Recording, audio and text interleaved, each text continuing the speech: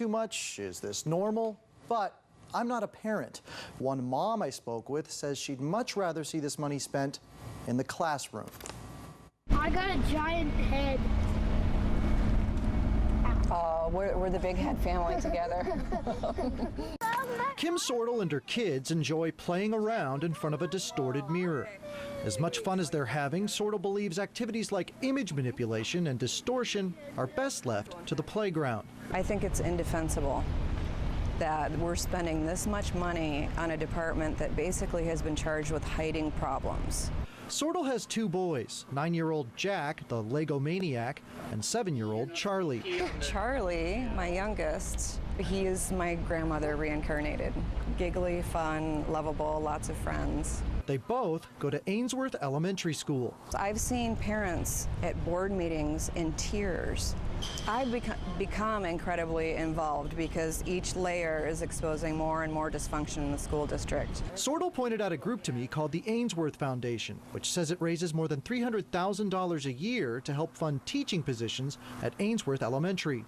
Those include PE, music, and library positions the group says would likely otherwise go unfunded. I asked a district spokeswoman about the foundation's claims on Monday, and so far she hasn't gotten back to me. Hearing it at Glencoe that their first graders are in classrooms of 34.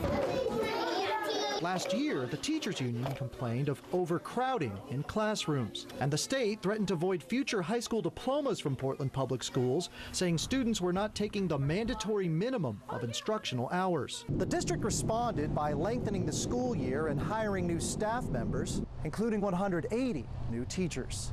But its spin doctors are still together collectively making nearly $460,000 a year. Who gets that money? A chief of communications and public affairs takes home more than $124,000. A director of government relations rakes in $98,000. Two senior managers of community and staff engagement get about $82,000 apiece, and a manager of school news and social media earns about $72,000. The average teacher salary in Portland, by the way, is about $54,000. Now, to get some perspective, I compared Portland Public Schools, which last year served 47,000 students, to two similar-sized districts elsewhere, Sacramento City Unified School District in California and Manatee County School District in Florida. When you look at the total salaries for their communications departments, Portland comes out on top. Still, to be fair, these are just two other districts, and their departments are not identical. Only Portland has a government relations director, for example. I've been in education an awful long time. So I Skyped an expert, an out-of-town expert I thought could offer an objective point of view.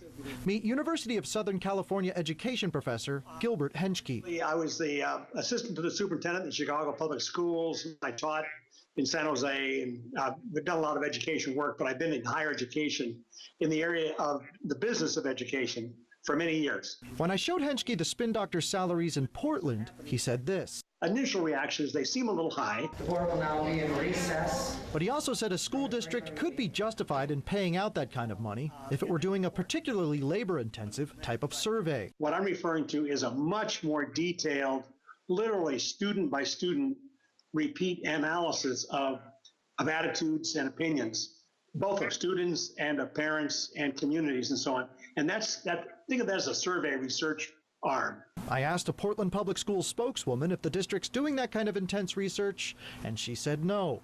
Sacramento and Manatee school districts said they're not doing it either.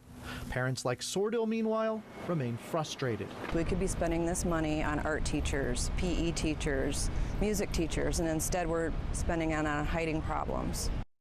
That Portland Public Schools spokeswoman didn't want to talk on camera, but she did send me a statement saying, in part, our team is dedicated to keeping all families informed about their children's education. We are dedicated to building partnerships with businesses, faith-based and community organizations, and helping parents to be more involved with the schools their children attend.